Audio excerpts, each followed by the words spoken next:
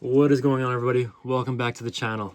So today I have a very exciting video to share with everyone. If you couldn't tell by the title and thumbnail and the massive amounts of parts that I have behind me, I'm going to be showing you everything you need to Eaton Swap your 4-valve Mustang in 2025. Now, I've been collecting parts for this Eaton Swap for the past couple months now because I got a really good deal on Facebook Marketplace. He only wanted $2,000 for it, so I had to snag that right up, but it wasn't complete. It was missing a lot of things, and I'll be going over everything in the video that you need. But I'm about 90% there now. I'm only missing one or two things, which I'll be going over. So everything is pretty much in these boxes behind me. I'll be going over every little thing. So hopefully this will help you guys if you're looking to Eaton Swap your Mustang. I just want to give a heads up, and this is my opinion. You guys can fight it out in the comments, but if you're looking to do an easy swap like Supercharger on your car, definitely go with a Pro Charger, because an Eaton Swap is definitely a lot more involved than a Pro Charger. It includes a lot of modifications to the block, the wiring harness. If you have a Mach 1, you have to modify the shaker hood, which a lot of people don't want to even touch and cut up. But it's definitely a much bigger headache than just throwing on a Pro Charger. I will also be going over all the modifications that you need to do, so stay tuned for those later. And a big shout out to Mike's Garage on YouTube, because his videos have helped me out a lot. They're very informative, and they're really great if you're looking to do an Eaton Swap in your car. So check out his videos as well. Alrighty, well, let's get into it, because I have a lot to go over in this video. So here's the number one big ticket item that everyone's going to need: the Eaton M122 Supercharger from Ford SVT. Now, these still go for about, if you're gonna get it like just on its own, I've seen online around $1,000 still. This is the entry-level Supercharger that everyone's gonna have on their 4-valve Mustang. People got Kenny Bells, Whipples, VMPs now, but this is the entry-level, cheapest Supercharger that you can get for your 4-valve. Spare change. Spare change, ma'am. Squidward? Squidward, is that you? Now, on this Supercharger that I got, the person who had it installed before me had a 2.7 upper pulley on it, which is a lot more aggressive than the setup that I want to go with. I'm not going to tell you guys what's going on with my motor. That'll be saved for another video. I got to keep that secret. So the upper pulley that I'm going with is going to be a 3-inch, just to dial it back a little bit.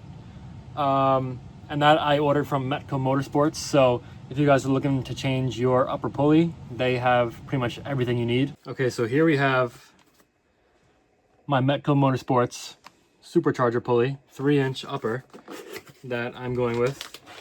Comes in this nice bag right here. They give you all the bolts for it and everything, and the hub. So this is what will be going on my car. Now, the other things you will need to fit onto the Supercharger are the elbow or intake plenum, whichever one you want to call it, and the throttle body, which mine is attached to it already. And there's also a gasket that goes here, so I'm gonna have to get a new one because this is all ripped up. The other thing that I want to mention is the IAC valve that goes right there. Now, I didn't want to go out and buy another $100+ IAC valve that's specifically for a Cobra. So I figured out that you can actually take your current IAC valve from whichever car you have. Mine is a Mach 1. Now the only difference is that the Mach 1's IAC valve from the factory comes out, the plug for it would come out and go up. Now, if I were to keep it like that, it would hit the hood of my car. So I've actually found out from multiple people that you can actually twist the plug that way, so that it would actually be just like a Cobra's. So that is a modification that I'll be making for this build. Now, the other thing you'll be needing to fit onto your throttle body is, of course, your cold air intake. Now, I went with JLT Performance's intake right here, because you cannot reuse your stock intake from either your 99 Cobra or 03 and 04 Mach 1. So the JLT1 is pretty much what everyone goes with. So, and I honestly think it looks the best. So that is what I'll be going with as well. Okay, so another thing to mention is that you will also need to switch out your throttle cable and your cruise control cable, because the stock ones are longer than the Cobras. So I don't have them with me because I already installed them on my car, but that is another thing that you will need. Another thing to mention that is quite small that people might forget is you need the bracket that holds the throttle cable and cruise control cable in place. And it just sits on top of the supercharger really easily. So that's just another thing that you will need to add to your list. Okay, so another very important piece of the puzzle you're going to need is your intake manifold, which your supercharger will sit on, and your intercooler. Now, the intercooler bolts up to the bottom of the supercharger. Those bolts from the factory you cannot reuse again. So if it's already attached, fine. If it's not attached like mine is, you're going to have to order new bolts because those are torque to yield. I got my set of bolts from VMP. They sell a package and it's only like 20 something bucks, so you can't beat that. Since we're on the topic of cooling, another thing you're going to need is a heat exchanger. Now, I don't have the stock heat exchanger. I was actually lucky enough to get an upgraded AFCO heat exchanger. To go along with that, you're going to need the heat exchanger pipes, which I don't have all of them, but I'm either going to create them myself or buy someone's used heat exchanger piping, because some of them are hard lines and some of them are just rubber tubes. Another thing you're going to need is the heat exchanger brackets. Now, those are very expensive online. I'm sure you could fab up your own brackets, but I have the stock ones, which luckily I got with my whole package on Facebook Marketplace, so I didn't have to outsource those and pay hundreds of dollars. So this is one of the heat exchanger brackets that you're going to need, along with two of these guys right here and two of these guys. Now, I repainted all of these because they were completely rusty and they came out pretty nice. And along with that, you're going to need 4 of these little rubber bushings that go onto those brackets. There's holes for them, so they're like little prongs on the back. So that's everything you're going to need for the heat exchanger brackets. Okay, so another thing you're going to need that goes along with your intake manifold is a nice new set of gaskets, which I have right here. And this new gasket, which will go in between your supercharger and intake manifold. So this will go right in between those right there. Okay, so another thing you're going to need with your new intercooler system is an overflow tank. Now, I'm going with the stock one right here. A lot of people make aftermarket ones. I know Harpel Autofab makes a nice aluminum and powder coated tank, which is really nice. Maybe down the line I'll get one, but this is what I'm going with for now. And it mounts right up next to your original coolant overflow tank, so it's pretty easy. So you're gonna have to make a couple modifications to your existing coolant system as well. The first thing you're going to need is this nice coolant crossover pipe right here. I painted this one all nice and black, so that's ready to go. And luckily I have this nice plug on there. You guys know how hard it is to get the stock ones off, so this was a nice addition. A couple other things you're going to need are a bunch of just different upper and lower hoses. This one right here. I'm still figuring these out too, so bear with me, but I have a bunch of these. Basically, you want to just find all of the Cobra coolant hoses and just buy them, because you're going to be needing all of them. So another major thing you're going to need in order to make your supercharger work is the various vacuum hoses and PCV hoses. Now, I don't have all the PCV hoses, but I do have the vacuum hoses. And I want to point this out because I feel like a lot of people don't look at that when they're buying an Eaton Swap kit, because I have seen multiple swaps online that do not have the vacuum hoses with them, and they're listed as a complete kit. So this is the bracket that you're going to need that bolts onto the side of the supercharger that has a bunch of various sensors and whatnot. And this is the major vacuum hose that you're going to need right here. So yeah, there's a lot of plugs in here. Everything has a purpose. Yeah, so this alone, because my set did not come with it, you know, when I bought it on Marketplace, this alone cost me $200. So yeah, be careful what you're buying, because you know, if your kit has this, it'll save you a lot of money in the long term. And through my various research, I was able to find a nice vacuum hose diagram that someone made online, and I'll try to put that in the description down below, if that'll help you guys out. So it helps me out, and I'm sure it'll help you guys out. You know, just making sure everything gets plugged in the right place, and making sure you have all the plugs to begin with. So one of the biggest parts of an Eaton swap that you're going to do is to change out the stock timing cover for the 03 to 04 Cobra timing cover, because there are going to be a lot more pulleys in play. And as many of you may know, it has the nice pulley bridge on it with, you know, various pulleys. Here, I'll show you guys mine right here. This, I spent a lot of time, probably more time than I should have, cleaning it up and painting it and making it all nice. But it was definitely well worth it in the end. So if you're thinking about taking your motor apart, definitely clean it up, because it's very rewarding. Here we go. Here's mine. I painted everything. It didn't, trust me, it did not look like this before. Painted the timing cover, cleaned up all the pulleys as best as I could. Painted the pulley bridge, painted the tensioners. Even the inside of the tensioners are all painted. And luckily, the guy that I bought the swap from had the auxiliary idler kit. Now, if you guys don't know what this goes right at the top of your timing cover, and it essentially just makes the belt wrap around the top of the supercharger better, to prevent belt slip. So, you know, this is another modification. You don't need this, but it is definitely an upgrade if you want.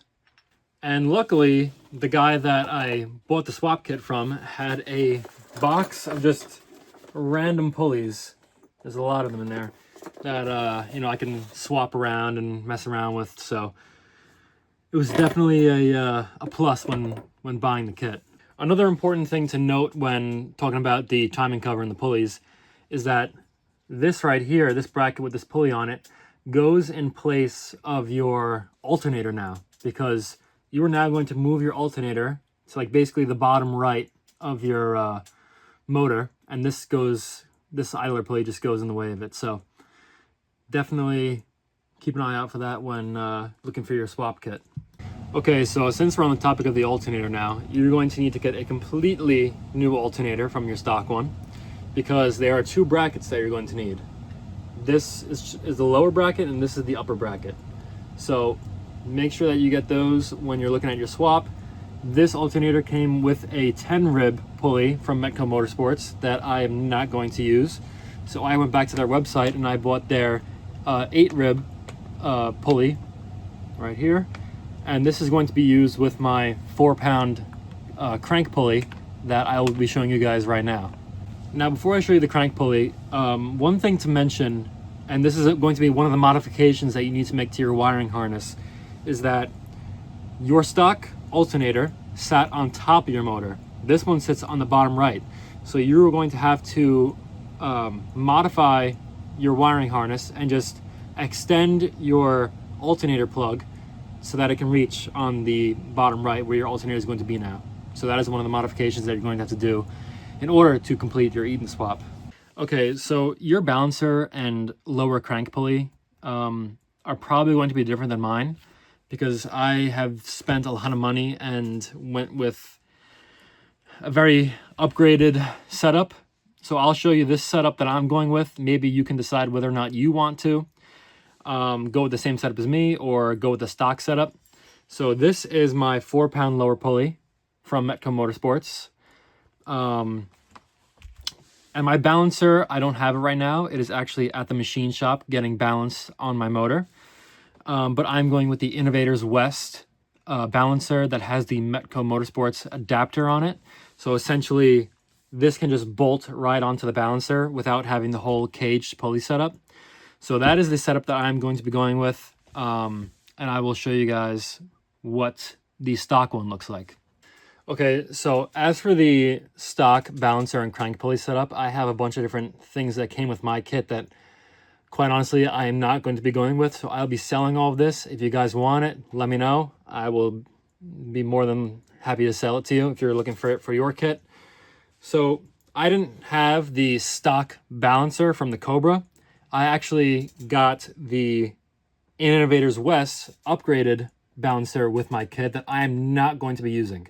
This is not the Innovators West one that I'm using. I'm using a different one that's more newer and upgraded and has a big hub on it to fit the new lower crank pulley. So this is essentially the same thing as your stock pulley, but this is just an upgraded one. And that will screw into your caged lower pulley right here. Now, I did not like this setup at all. I think it's very ugly and whatever, no offense. But this one also, the bushings are all shot on it. Someone welded that in right there. So I don't know what exactly went on with that. And then the other one that I have is a 10 rib lower pulley that I have no clue where this even came from. This is not stock. Maybe if you know, let me know in the description below or in the comments. But yeah, that is essentially the big 10 rib lower cage pulley. Yeah, I don't know what this is. If you know what it is, please let me know, because I could not find anything about it online. But yeah, essentially that goes like that. And then this would screw into it right there like that. And that is the stock setup. So another little upgrade that I was forced to do when getting my new balancer is that on the stock cage right here, there's a little stub right here that an idler is supposed to go on. Now, I'm not going to have that anymore. So I went with the Metco Motorsports idler relocation kit. And now this just goes on like the front right side of the motor, and it looks really nice. And essentially it just moves your idler for you because you're getting rid of that cage. So if you're gonna go that route and do the nice Innovators West pulley that gets rid of your cage, that's what you're gonna need to complete it. Okay, so next up we have the 03 to 04 Cobra oil cooler that I nicely cleaned up and painted, nice and silver. This, I actually opened it up and replaced all the O-rings and cleaned out the inside just to make sure it was all nice and ready to go to put on the car. And they sell kits online. Just search up, oil cooler rebuild kit, and it's pretty easy. Just, change out the O-rings to make sure it's all good to go and no contaminants are in it for when I put it on my car. So another thing you're gonna have to do when supercharging any car is to upgrade the fuel system to compensate for the added power. So this is probably what everyone that's watching this video is going to do. You're gonna take the stock Cobra fuel hat with the dual pumps on it. You can go with an upgraded pump, but that depends on how much power you're gonna make. You might have to. And I'm going to be using the stock Cobra fuel injectors.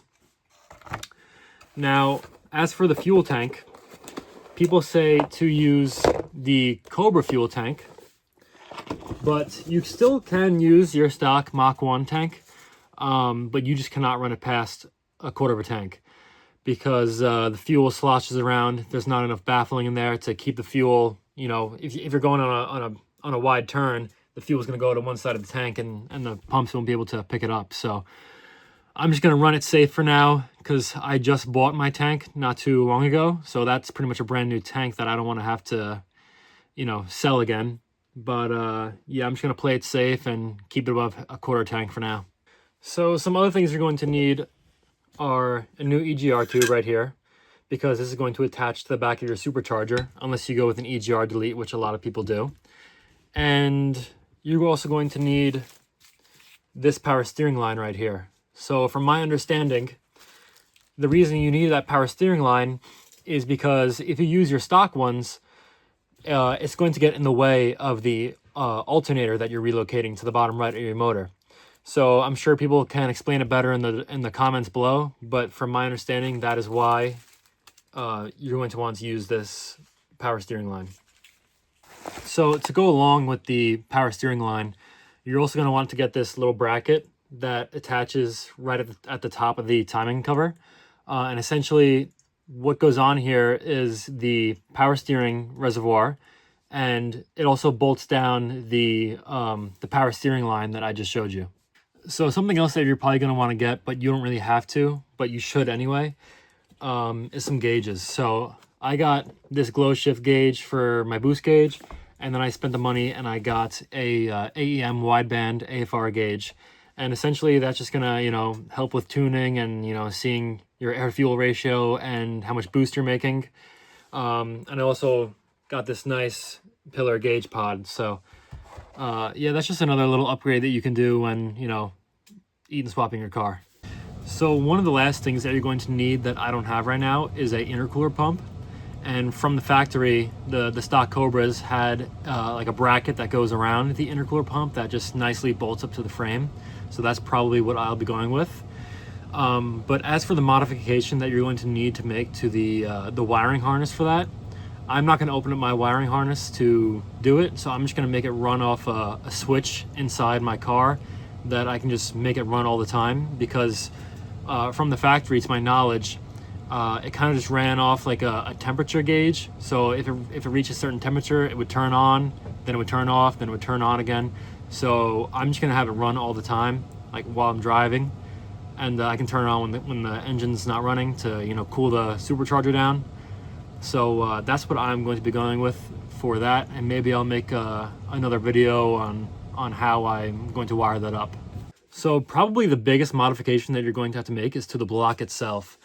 Now, in the intake valley on the block, there are two stubs that hold down the knock sensors that you're going to have to completely grind flush with the rest of the block. Because if you go to put on your intake manifold, you'll notice that it will not sit down completely because those knock sensor stubs are there. So you're gonna have to take a grinder and completely grind those flush. So one of the other modifications that you're going to have to do is to the timing cover. Now, one of the bolts on the 03 to 04 timing cover does not line up with the bolt hole on the block. So I'll show you guys right here.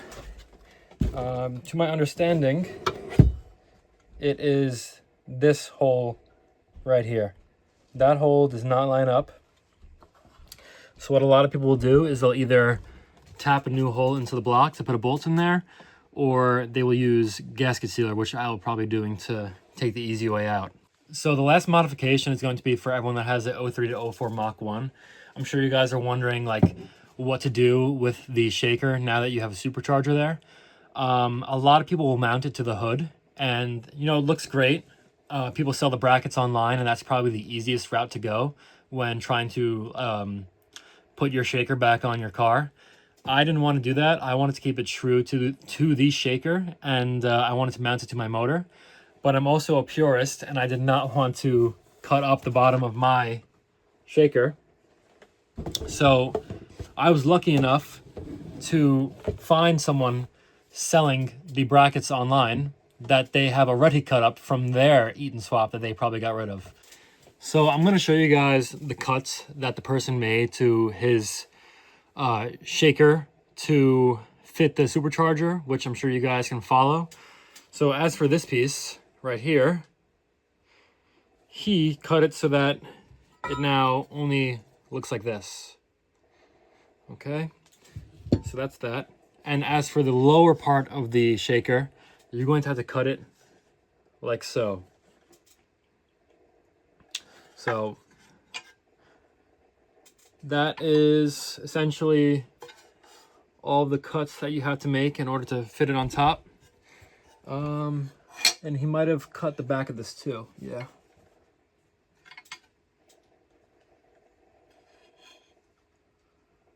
So hopefully you guys can, pause that part, and it'll help when you guys, if you decide to make your modification to your shaker in order to fit it back on your motor. Alrighty guys, that is going to wrap it up for this video. I hope you learned something. I hope it was informative. If I forgot anything, please let me know down in the comments below. It'll help me, it'll help other people looking to do an Eaton swap. And yeah, if you guys want anything more in depth gone over, let me know in the comments below, and I'll try to answer as soon as possible. And I hope you guys are excited for the build as much as I am, and I will see you guys in future YouTube videos. Peace out.